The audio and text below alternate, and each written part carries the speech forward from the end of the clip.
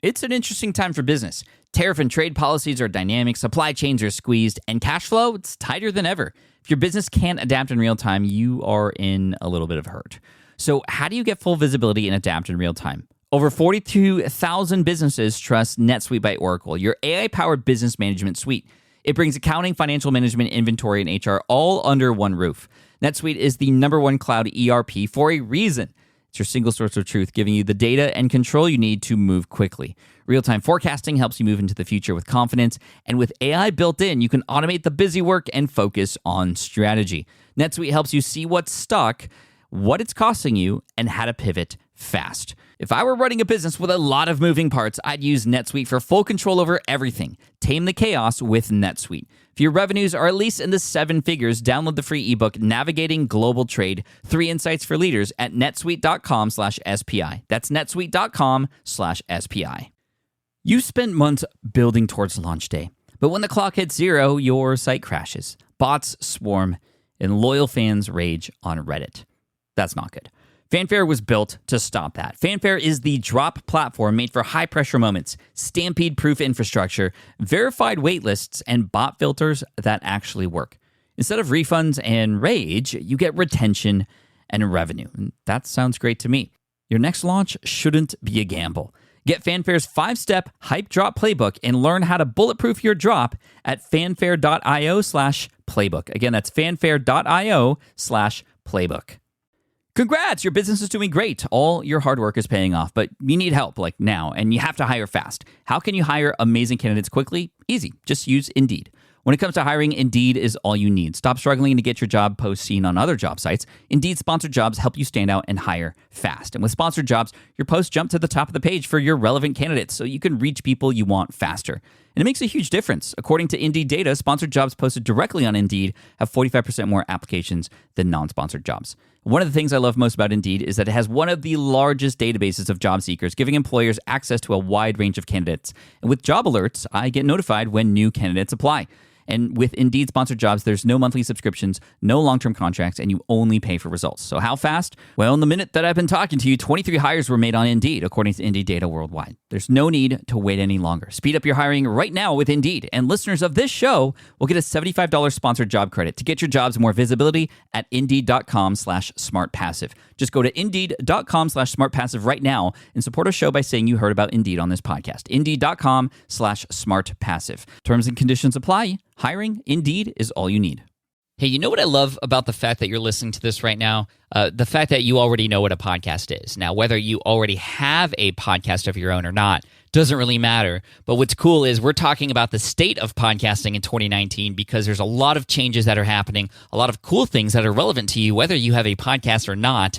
So make sure you stay around, pay attention, because it's me and my COO, Matt, talking podcasting. But first, the intro.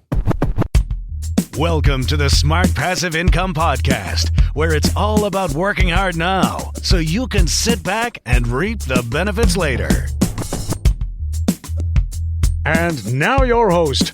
He wants to invent a hot sauce called Pat on the Back. Pat Flynn. Still using a copy-paste website? Break the template trap with Framer. Whether you're overwhelmed by traditional site builders or frustrated with cookie-cutter designs, Framer gives you the freedom to create a site that's professional, polished, and uniquely yours.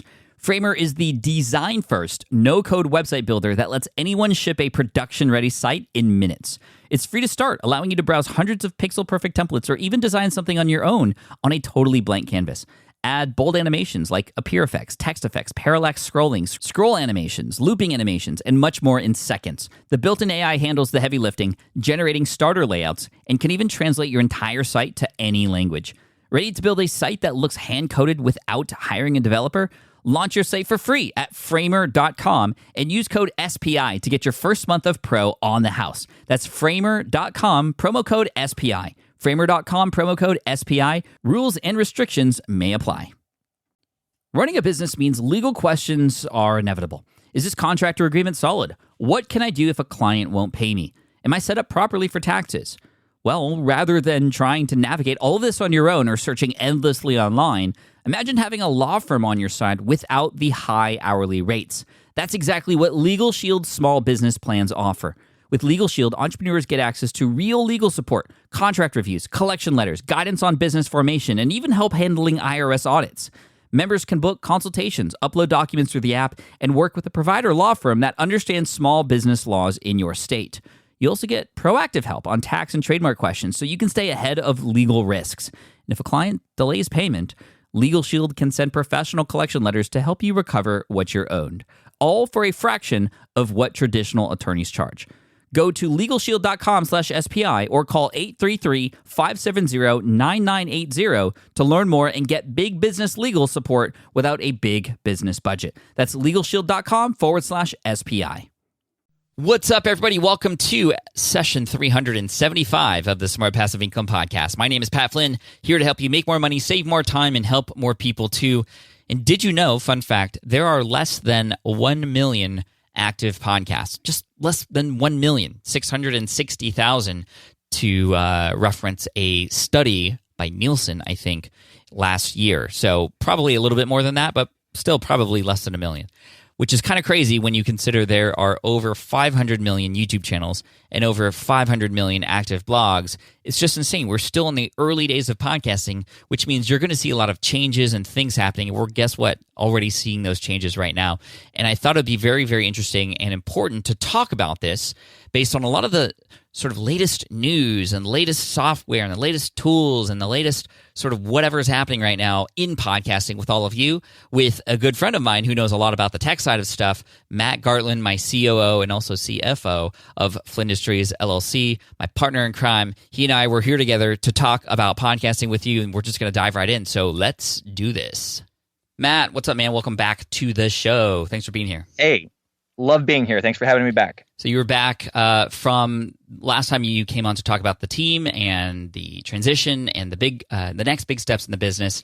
Now, this time we're going to talk about sort of the next big thing that's happening in podcasting. Podcasting, in my eyes, with how long I've been doing this, is taking a similar path to what blogging was, 10, 15 years ago. Do you feel that that's kind of happening too with a new medium that more people are gaining more access to, and now people are kind of going to consume content? Do you see alignment there with podcasting versus blogging?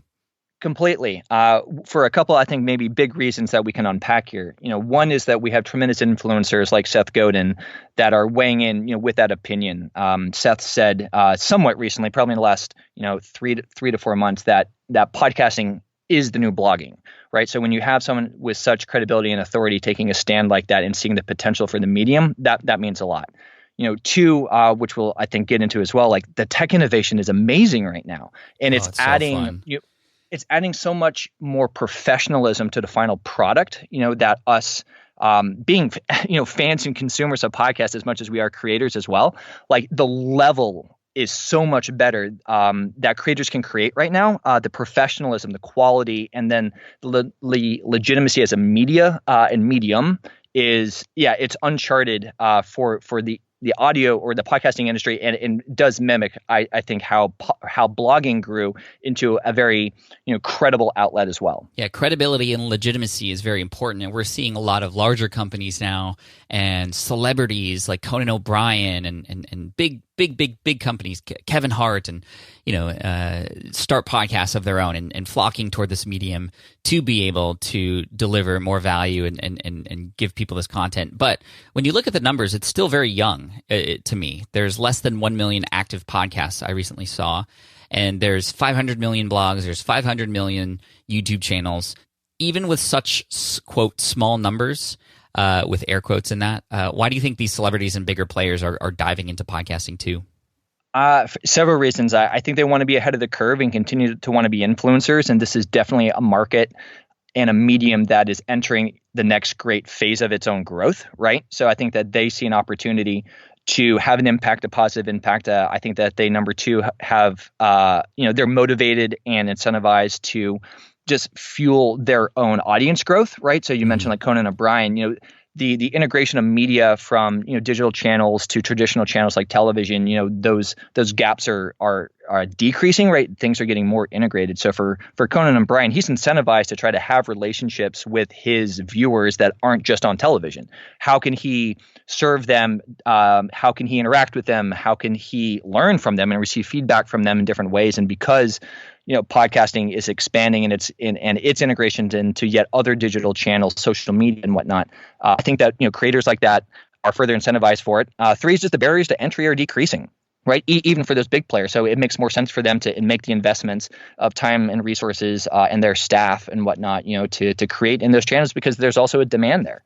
Right, and there's also some big news in terms of tech and acquired things that were acquired. Do you want to go into that a little bit? And if people don't know, Matt's going to tell you sort of what big moves were made and lots of money was involved in the podcasting space. And then we're going to kind of jam on, okay, well, what does this all mean for us? We're kind of just laying it all out there right now. So Matt, do you want to take that?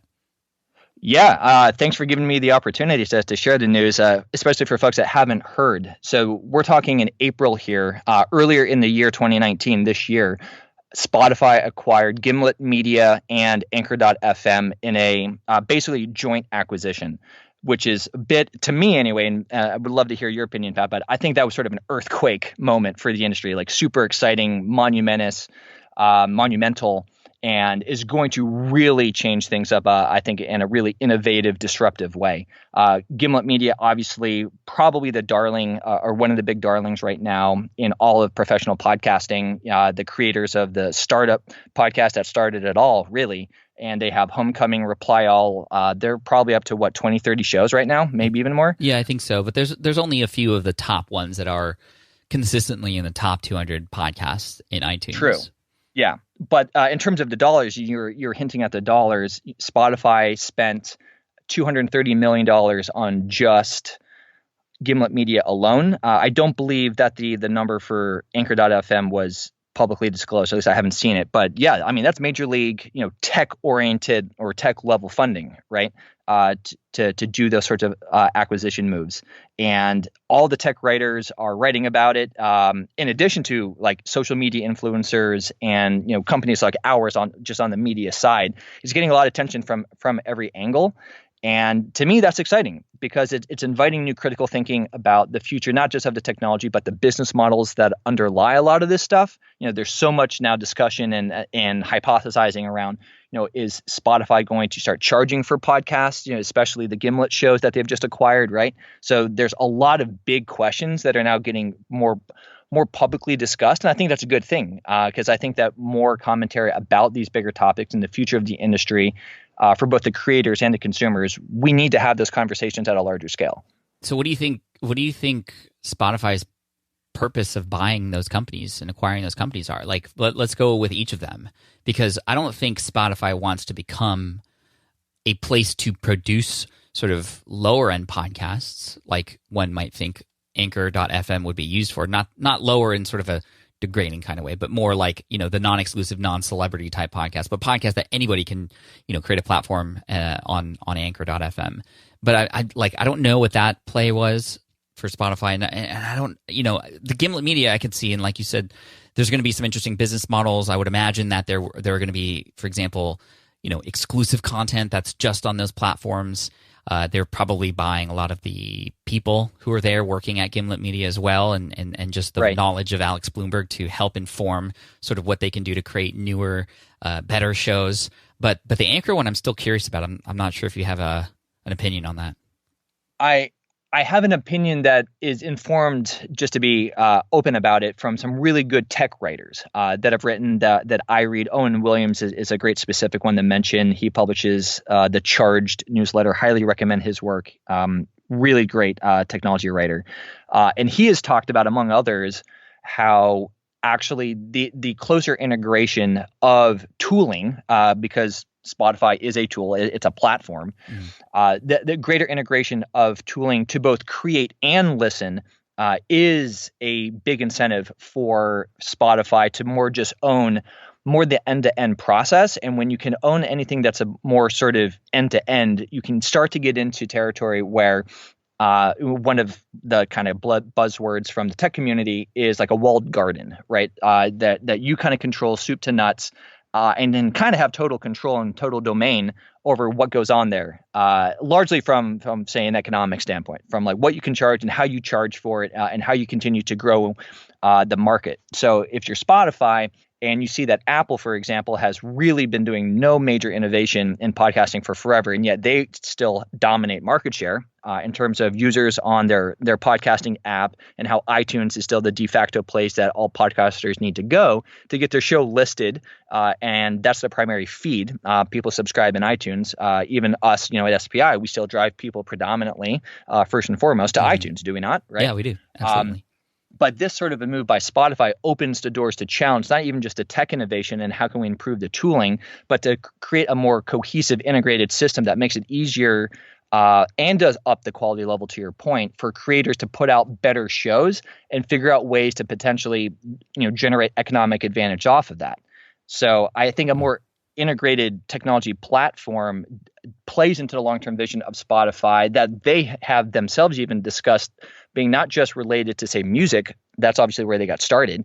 But their vision, in terms of a corporate vision, is about audio. It's simply audio, right? It's just all audio. So so we could start to certainly hypothesize, as people have, around audiobooks going to Spotify, around all sorts of even audio snippet material that could easily get produced and then published into social channels, which is, I believe, a capability even of Anchor.fm, and that's where maybe Anchor enters the picture here and why they were interested in them. So yeah, I mean, that's how Anchor started, was to be the Twitter of audio. And I remember getting on that platform and I was really excited about it. But the problem with that is you can't scroll through audio and quickly digest to kind of go deeper. You have to hear clips, and these clips, like you can't speed through them, and it's just a totally different experience. But anyway, I didn't even think of that, Matt. So thank you for the whole sort of like walled garden situation, like you said. And Apple obviously is just a directory, but they're sitting on millions and millions of listeners.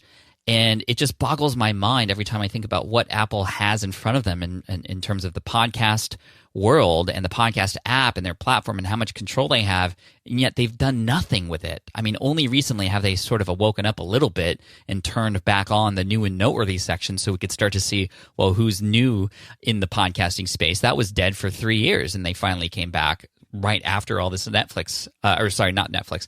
That's another topic we'll talk about in a sec. But the Spotify stuff happened. But why do you think Apple's been so dormant in the podcasting space for so long? For me, I just think it's because podcasting is free, and that's not their primary motive, right? They're about design. They're about these experiences with their hardware, and they just happened to stumble upon podcasts, which kind of grew, and it's just, it's still archaic in terms of the way it works and how it looks and how it feels. Findability is absolutely grossly terrible. And they could be doing so much more. Like Apple could have created their own hosting platform. They could have created their own advertising platform on top of that, where there's a lot of money obviously now involved in that, and they missed out on it. I mean, why do you think Apple's been sleeping on this? You said it, and it's hardware. Hardware is the answer. So Apple, for its entire origin and growth and amazing growth and an amazing history, obviously, it has been first and foremost a hardware company. From personal computers, PCs, obviously, into the dawn of the smartphone era, iPod, into certainly music, but in a hardware sense with iPod, exactly. And only relatively recently, so we're talking maybe the last couple years, again, if you follow the tech industry and read the really smart tech journalists, is Apple truly realizing that their hardware verticals in their business, chiefly iPhone, in the last maybe couple of fiscal cycles here, is starting to peak. So there's this other buzz term from the tech industry called peak iPhone, or just like peak sort of anything is I guess the broader buzz term. Mm-hmm. And in terms of unit sales, in terms of adoption curves that can get tracked, and obviously a lot of these companies like Apple that are publicly traded on the stock market, they have to release a certain amount of their numbers, right? We're seeing essentially peak growth there. So when you're a major business and you're starting to see some of your major growth verticals, start to diminish or start to reach a certain plateau, you start to maybe panic. And I don't think they're motivated by panic, but they are like, okay, how do we start to basically innovate away from, at least in Apple's case, hardware? And now we're seeing a lot of software, right? Or a lot of subscription-based services, that Apple's doing, Apple Music, and coming out with They're investing a ton in Apple Music. Absolutely. That's a big thing that they're doing. They're starting to foster real, genuine partnerships with other companies. So a great example is that until January of this year, you could not access iTunes on, say, a smart television. But in January, they announced a deal with televisions where you could go, if you had an LG TV, with the smart components, you could access your iTunes like movie directory. So if you bought like an HD or a 4K, I should say, movie, in iTunes, right? Mm-hmm. You can now access that straight through your LG TV without needing to integrate, say, an Apple TV, the hardware Apple TV product, right? So we're seeing Apple's growth from a software standpoint, software integration, subscription-based services. They're clearly making a play with software. And I think this is where now, especially with Spotify coming in and obviously making major moves of their own, they're like, whoa, we're going to probably need to do something. So I would not be surprised. And tech writers seem to be suggesting the same thing, that we're going to see some renewed innovation coming from Apple because they are now forced to. Yeah. And obviously they've tried to innovate in other ways, like with the watch and the HomePod or something, with the iHomePod. That's their speaker, which bombed, by the way. Yeah, because it didn't have, what was it? It didn't have the smart component in it. It wasn't as good as Alexa. A glorified Bluetooth speaker, but it wasn't it wasn't Alexa. There was no built-in AI to it. Right. It wasn't as smart, at least not initially. Google Assistant, and they had the Apple was going to recently announce the wireless AirPad. I think it was actually called the AirPad, which they can. They canned it, and so that's just ridiculous. So the software I see for sure, but we're forgetting one major software related component that Apple does have. And I know we're getting into the nuances of just Apple and big business now, but I think it's just fun to talk about, and we'll get back into podcasting in just a sec, because this does inform why Apple's been so dormant. Hopefully maybe they'll wake up or do something, because they have a lot of people who could potentially subscribe to things or do things. But the App Store and the 30% not commission, but essentially they get 30% of all sort of profits from any sort of app sales, which is a huge part of their business. I'd be interested to learn what percentage of Apple's revenue comes from apps versus hardware versus Apple Music and such. Exactly, and that's even a great point to integrate back with just Spotify and what's happening there, where if you went from, for example, a Spotify free plan, and you just downloaded the app and you're listening to music, which you can do, but you get served ads, or you can't listen to the whole albums, right? Mm-hmm. And you wanted to say upgrade to a paid plan, you cannot do that in the iOS app, because Spotify doesn't want Apple to get 30% of that transaction. You're forced to leave the iOS app, go into a web browser, go to Spotify.com, log in with your account, and upgrade there, which from a user experience standpoint, obviously is suboptimal and sort of atrocious. But the economic incentive for Spotify is huge. They don't want to just lose 30% because of that, right? Yeah, I saw they came out with a commercial that was like, "Hey Apple, why are you doing this?" It was kind of cartoony, and it was a big announcement from Spotify to Apple, basically calling them out for the 30%. But then Apple responded saying "Hey, we kind of built you. We kind of made you happen on our you wouldn't exist if it weren't for us." It's just been a really the tech industry is weird like that, and those big players sort of take shots at each other like that. But let me bring the conversation back to podcast. I think another cool thing that has happened since the Spotify acquisitions is the sort of idea of that there might be something somewhat of a Netflix of podcasting in different ways. And there's a lot of different companies that I've never heard of before that I've now heard of, like Brew.com, and I think Polymash is another one, and another one. And there's more. But what they're trying to do is have paid subscription services to listen to certain podcasts. And so what they're doing is they're taking a lot of investment capital and pouring it into having celebrities come on, similar to what Audible's doing with a lot of audiobooks. And they're having people like Mel Robbins come on to do an audiobook that's exclusively an audiobook for her next stuff. And I don't know if that's working very well. And what are your thoughts on a Netflix of podcasting? Is that something that could even work, because podcasting has been free for so long? Would you pay money to listen to your favorite podcaster? I think I would, but I do have some nuance here. Okay. I'll first acknowledge Hank Green, whom I love. I think you've watched his stuff. Yeah, he had Hank is great. he had a whole vlog episode on exactly this question, right? The Netflix of podcasting, would it work? Would it not? There was actually a really great comment left by one of his fans, on that YouTube video, on the YouTube platform, that got just a ton of upvotes. With I think a really central, really clear idea, which is to say that Netflix really worked because Netflix took something that was typically pretty expensive, like a cable subscription, that you might be spending, $100 on a month, right? Mm-hmm. And making it less expensive, right? But to make a Netflix of podcasting is the opposite of that, at least conceptually speaking, going from something that is free and has always been free to now charging for it. And that, the fundamental shift in the different direction there from, say, again, Netflix and what they did to television may in fact be a barrier to success or a certain amount of adoption for folks being willing to pay for podcasting. My nuance personally, though I do like that opinion and I think there's a ton of merit to it, that one commenter of Hank's, I think that there's a potential two tracks here. I could see a scenario, for example, where in Spotify, you have the app. I don't want to subscribe and therefore pay. So I could still get, say, Reply All, from Gimlet Media and listen to that, but I get served all of the ads that are in that show, including ads for Spotify, right? To become a subscriber and contribute to their economic engine.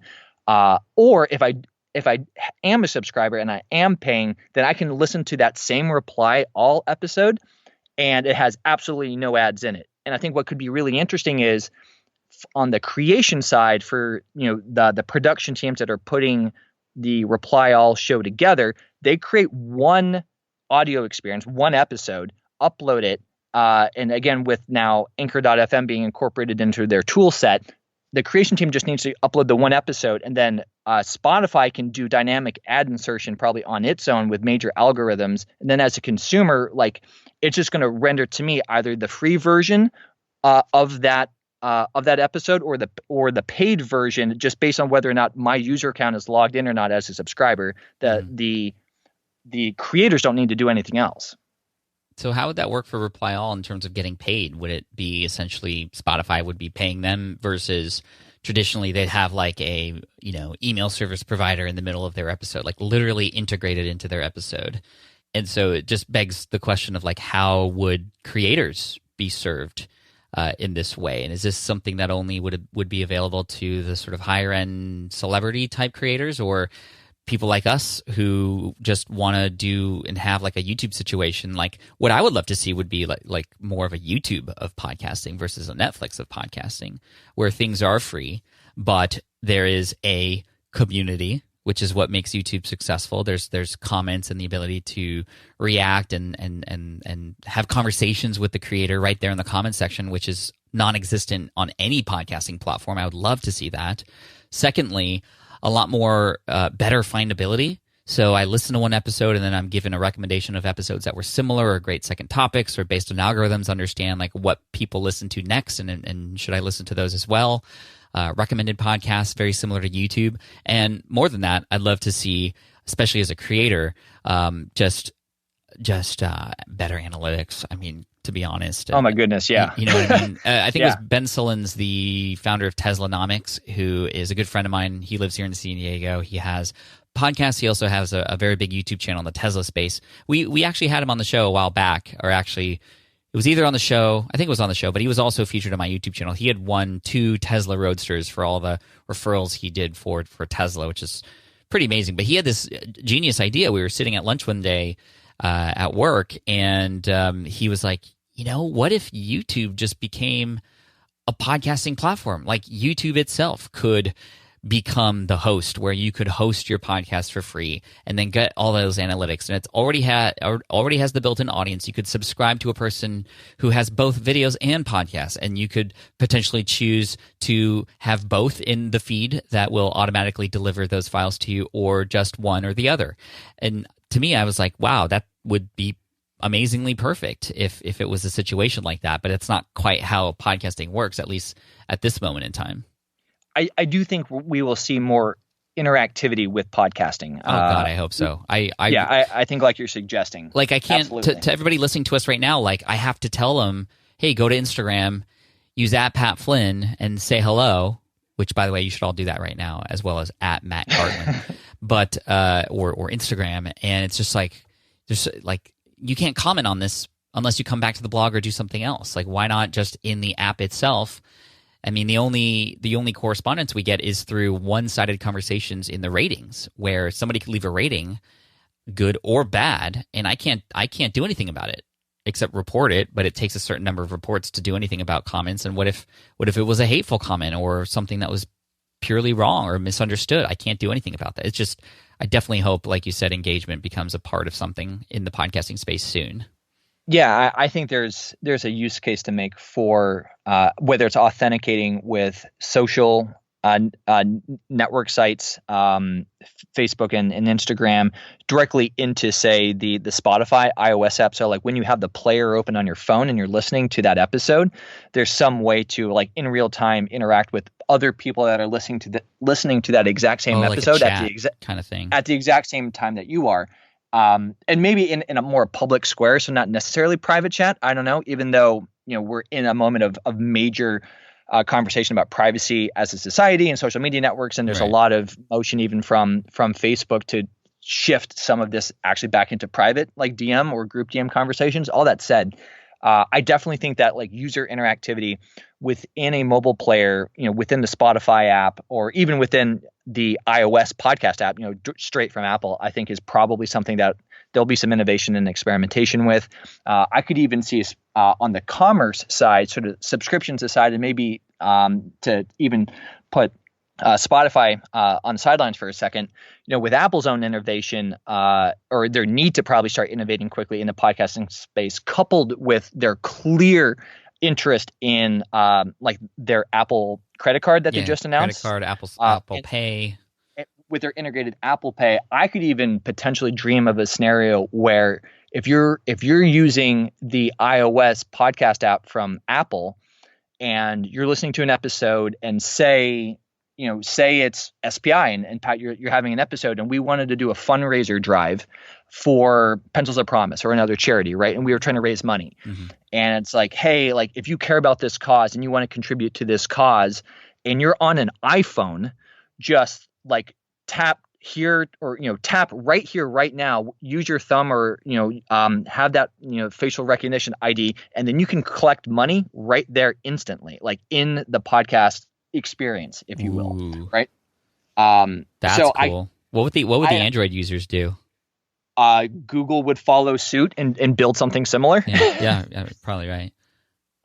So I think that as there's greater consolidation of the tech companies, and there's obviously major conversation and debate as like the pros and cons of that, but it's happening, just to call it out, right? So as we see, Apple gaining probably far more dominance even, with mobile apps, as we see Google continuing to innovate and acquire other companies and pull them into the fray. And we'll certainly see what happens with Spotify.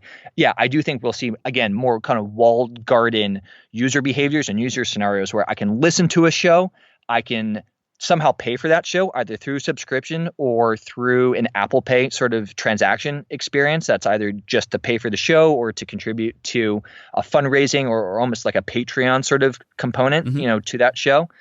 More of those user experiences, including all the social stuff we talked about around interacting through comments or something, all natively within a single mobile experience without the need of needing to jump out of the player and go somewhere else to do it. Do you think it has to be Apple or Spotify that does that, or Google, versus I know there's a lot of other app companies that have tried to come up and create apps to serve the podcast listening audience, like Castbox and other ones? Sure. No, that's a great question. If I were to have to make a bet on that, what I would bet is what we will see, some of those other smaller companies, those startups, will, especially if the APIs are still available from the big players, right? Try to build on top of those, build some innovative new capability, and the best ones are going to get absorbed. They're going to get acquired. That's the universe we live in now. And again, we can. So let's we can build debate that app. whether that's good or not, but yeah, exactly. I think that, in the longer arc of this, which it's anybody's best guess, and I am not the most qualified person to be probably making the best projections here, but in 2 years, I think we're going to see tremendously integrated capability from discoverability, as you say, smarter AI-based recommendation engines within podcasting mobile apps. So if you're listening to SPI, at the end of the audio episode, maybe this is something that even creators can't control at some point because the big tech giants want to do it on their own. You listen to an episode and then there's like an audio thing that plays at the end. Hey, if you liked SPI, we'd love to introduce you to this other show. Here's a sample episode, and it just starts playing automatically. I don't know. We're just going to see, I think, though, more of those interacted components. I think that's a good thing because, again, kind of potentially bring full circle to some of the original points we launched off on. Like, it continues to promote podcasting as a professional medium. It increases the bar on quality. It celebrates creation and creators like us that believe in the future of audio and how we can use audio to tell stories and engage audiences and build community around audio-based experiences that, I still love reading and writing, but I think there is truly something special and engaging with audio, and we're only touching or scratching the surface of it right now. Yeah, and I agree. And, the like what you were saying earlier, the technology is a lot easier to use now, and there's new technologies coming. There are new companies, small companies, that are building solutions where there exists problems in the podcasting space. A couple that I know about are Chartable and Podkite, because Apple and Spotify and these other directories don't do a good job of reporting to us creators, us podcasters, exactly what's happening with our rankings and a hub for all of our reviews. Like, these tools came out very recently. There's another one. I shared it with you on Slack the other day, HelloCast. Were you able to see that? That's right. Yeah, I only tinkered with it quickly, but yeah, I thought that was a great find on Product Hunt. Yep. Yeah, it was on Product Hunt. Shout out to that team, because actually Matt and I had that idea a long time ago, but we just didn't have the time to get around to doing it. But it's the idea of a podcast sort of editorial sponsorship, show management tool. And it looks really slick. Like, it's super cool that exists. And these are all signs that podcasting is here to stay, which for the longest time, I don't know if you remember, Matt, but for years before any of this big news, it was like, podcasting's dead, it's growing only so slow, and all these other mediums are going so fast. But in an article I read about podcasts, it said so I'm quoting it here, it's from The Guardian. Global monthly podcast listener figures are forecast to grow more than sixfold, from 287 million, this is listeners, 287 million in 2016 to 1.85 billion listeners in 2023. And so with listeners and with people come new solutions and new options, and it's really exciting. Have you found any other tools in the podcasting space that are sort of new and coming out kind of right at the right time now? Well, I was definitely going to share the one that you had shared with me. So highly recommend, editorially speaking, that platform plays into how we operate and is really important. I love some of the platforms that we use and know. Admittedly, we have relationships with a couple of these companies, but like Buzzsprout is great and just trying to do good things at a hosting level. I think just how these technologies, again, sort of start to play together, hopefully. I'd love to either see some of these companies be, creating more open APIs for developers at other companies to integrate with, because in the spirit of trying to move the industry forward together, I think is really, really interesting. Mm-hmm. You called out a couple great ones. No other specific ones coming to mind. But they're coming. They're coming. What about the obvious one, Matt? The probably the best technological tool that was ever invented for podcasts. Do you know which one I'm talking about? Smart Podcast Player. That's right. Probably. Our tool. Yeah.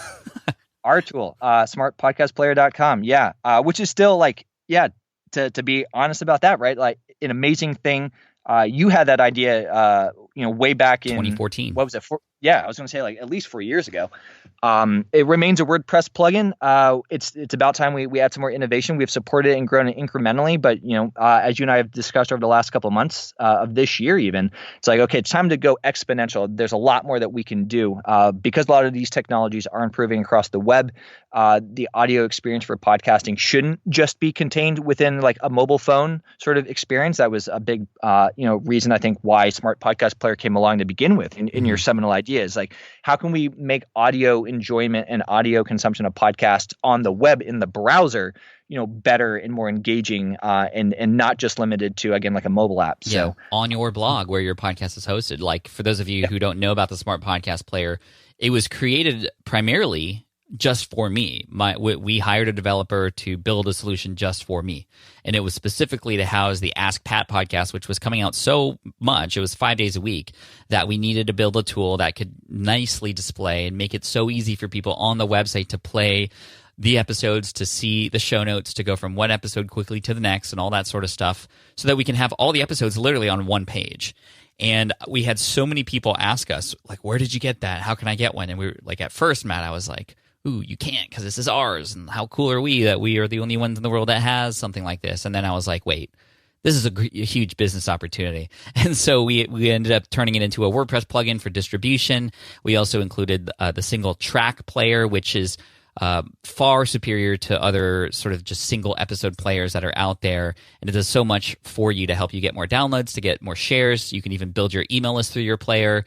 And that was a feature that was requested by a lot of the customers, and we're continuing to do that. For example, our latest feature was the sticky player, which means that in addition to your track player on your individual blog posts and the full track player, if you want, or the full archive player, if you wanted that as well, you also have the ability to include a little sticky player that lives on every single page of your website that will play the latest episode, and is there no matter how people enter your website. So every time somebody comes to your website, they'll see your podcast right then and there, even if they aren't on a quote podcast page. And we're going to do more things to give more customization to that in the future. And we have some other fun features that are coming out soon. And by the way, if you have a podcast and you're interested in the Smart Podcast Player, go to smartpodcastplayer.com. You can actually see it in action there.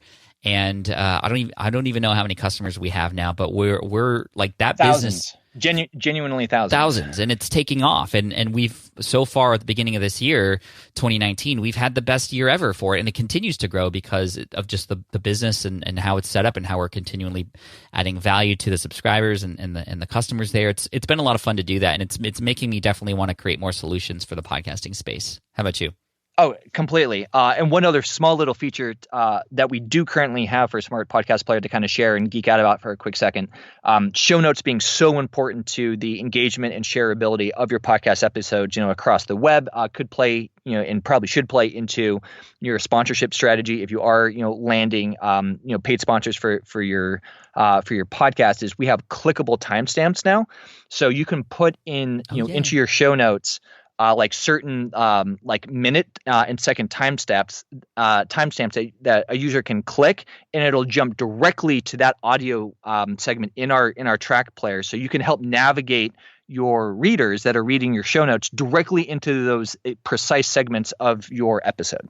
Yeah, I mean, so many great things. So many cool things. Sorry, we could talk for forever. No, yeah, I mean, we totally geek out about that. But Matt and I have definitely discussed other problems in the podcasting space that we do have the capability to build for, and you may hear about those things in the future. But anyway, we just want to thank you for listening in. This is just more of a general chat about what's happening in the podcasting space because Matt and I just want to geek out about this. But more than that, our customers of Power Up Podcasting and Amped Up Podcasting just want to be informed. And if you are not a podcaster yet, I would highly encourage you to go check out the cheat sheet that's available to help you get started with your show.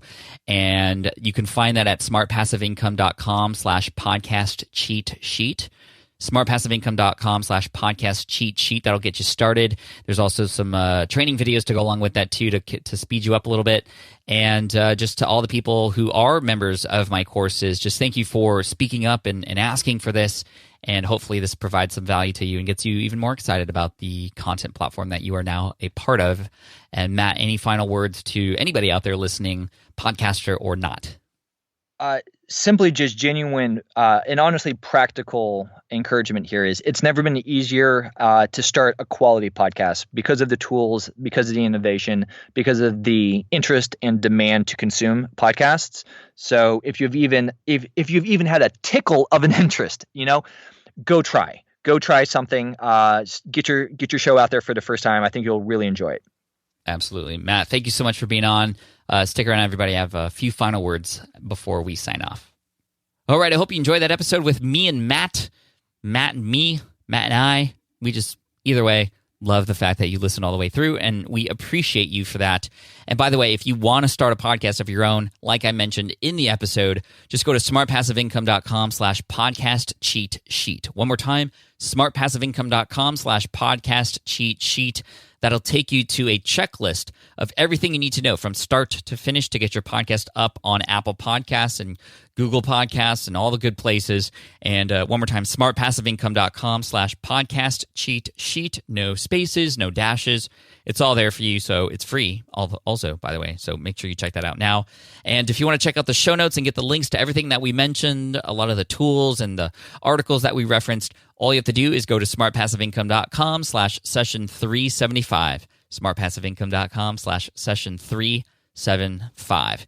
And whether you are going to start a podcast or have one already or not, doesn't matter. I hope you are excited about the future of podcasting because it's great. I love it as a content creator and as a consumer as well. And it's just really exciting to be sort of living in this moment of podcasting because I think it's going to be skyrocketing from this point forward.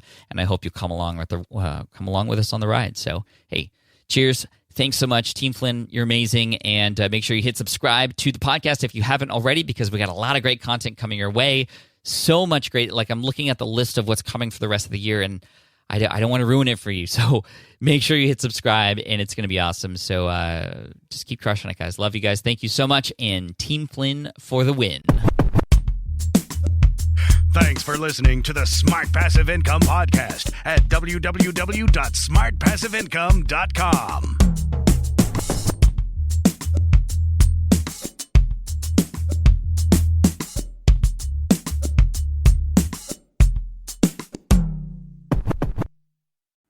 Have you dreamt about being your own boss, but still haven't made the first steps to making that dream a reality? Well, I get that. Starting a business can feel super overwhelming with legal forms, paperwork, finances. It's a lot. And that's why I'm excited to tell you about Taylor Brands. Taylor is a complete business builder designed to make launching your business simple and stress-free. You can register your LLC in just minutes, keeping your personal assets and the business assets separate from day one. From there, you get access to everything you need to get off the ground. Legal documents, licenses and permits, invoicing and bookkeeping tools, and even a 100-day business coaching program, all designed to help you hit the ground running.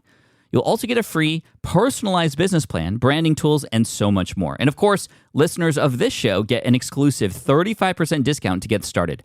All you have to do is head to taylorbrands.com/SPI.